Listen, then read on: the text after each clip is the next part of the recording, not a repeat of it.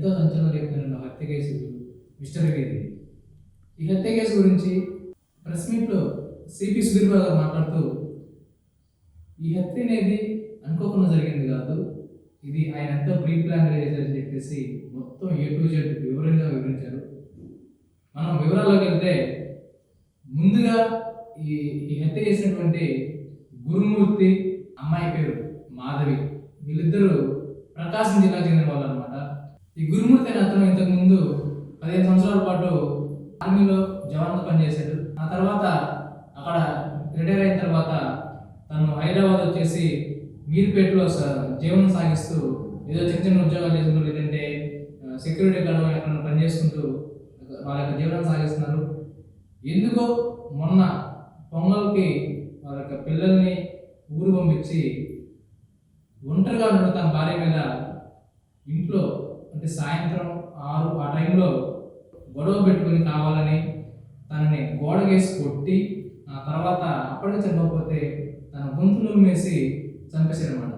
చంపేసిన తర్వాత తనని ఏం చేయాలని ఆలోచిస్తూ ఆ బాడీ మొత్తాన్ని 4 పార్టులుగా చేసేసి, అంటే కాళ్ళు ఒక భాగం, ముండి ఒక భాగం, చేతులు ఒక భాగం, తల ఒక భాగం, ఇలా 4 పార్టులుగా డివైడ్ చేసి మేకలను చంపినప్పుడు, మాంసం చేసేటప్పుడు వాటిని కాలుస్తారు కదా కింద కట్టెల వాటిలో, ఇక్కడ ఇతను కట్టెలకు బదులు వాళ్ళ ఇంట్లో ఒక పాత స్టవ్ లాంటిది ఉంటే అది తీసుకొచ్చి ఆ స్టవ్ మీద ఆ బాడీ మొత్తాన్ని, ఏవే పార్ట్స్ ఉన్నాయో కాళ్ళు, చేతులు, ముండెం, తల మొత్తం అన్ని పార్ట్స్ని నీట్గా మొత్తం కాల్చేసి వాటిని రోకల బండతోటి నుజ్జుగా చేసి మొత్తం పొడిలా చేసేసి, అప్పటికి అవి అవ్వకపోతే కుక్కర్లో, అంటే స్టవ్ మీద పెట్టేసి కుక్కర్ లాగా వాటిని బాగా ఉడికిచ్చి మెత్తగా చేసేసి ఆ ముద్దల్ని తీసుకెళ్ళి అక్కడ ఉన్న మీర్పేటలోని జిల్లెల చెరువులో పడేశారని చెప్పేసి సిపి గారు చెప్పారు. ఇది మొత్తం ఇదంతా మొత్తం ఆయన సూక్ష్మదర్శిని అనే ఒక సినిమా చూసి ఇలా చేయొచ్చు అని చెప్పేసి ఆయన నిజం చేశారని చెప్పేసి చాలా అయితే జరిగి వచ్చాయి మాటలు. అసలు ఈ సూక్ష్మదర్శిని సినిమాలో విషయం ఏంటంటే, తన యొక్క పెంపుడు కూతురుని చంపడానికి ఒక కొడుకు తల్లి కలిసి చేసిన పన్నాగమే ఆ సూక్ష్మదర్శిని. అందులో ఏం చేస్తారంటే, వాళ్ళు ఒక కెమికల్ రసాయనాన్ని యూజ్ చేసి అమ్మాయిని చంపేసి ఆ కెమికల్ రసాయనం దాంట్లో అందులో బాడీ మొత్తం అందులో పడేసి అది మొత్తం బాయిల్ అయ్యి కరిగిపోయిన దాన్ని మొత్తం తీసుకెళ్ళి వేస్టేజ్ మొత్తాన్ని ఆ ఫ్లష్లో వేసేసి కిందకి అన్ని డ్రైనేజ్ పంపించేస్తారు.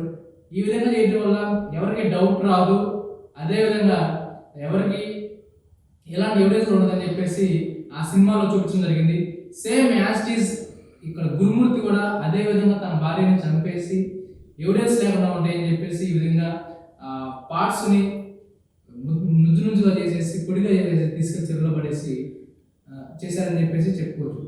హత్య జరిగిన తర్వాత మరుసటి రోజు పిల్లల్ని తీసుకొచ్చి అదే ఇంట్లో పడుకోబెట్టి ఏదైనా ఏదో కార్యక్రమం చేసాడో ఆ బెడ్రూమ్లోకి వెళ్ళకుండా వేరే బెడ్రూమ్లో పిల్లల్ని పడుకోబెట్టి, పిల్లలు మమ్మీ అని చెప్పి అడిగితే బయటికి వెళ్ళని చెప్పేసి ఆ పిల్లల్ని మాయమార్చాడు.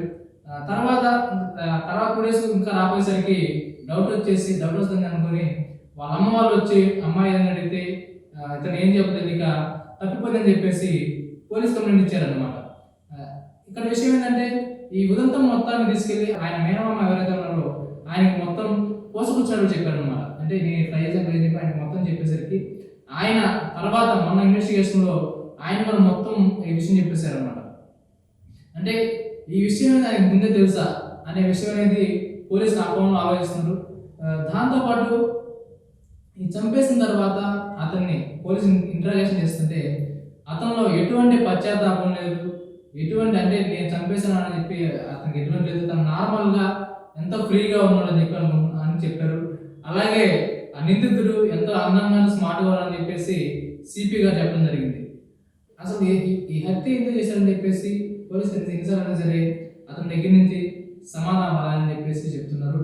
ఇంకా ఇన్వెస్టిగేషన్ కొనసాగుతుంది, ఈ తొందరలోనే ఈ కేసు మేము పూర్తి చేస్తామని చెప్పేసి రాచకొండ సిపి సుధీర్ బాబు గారు చెప్పారనమాట. సిపి సుధీర్ బాబు గారు మాట్లాడుతూ ఆయన ఎంతో బాధపడేయారనమాట.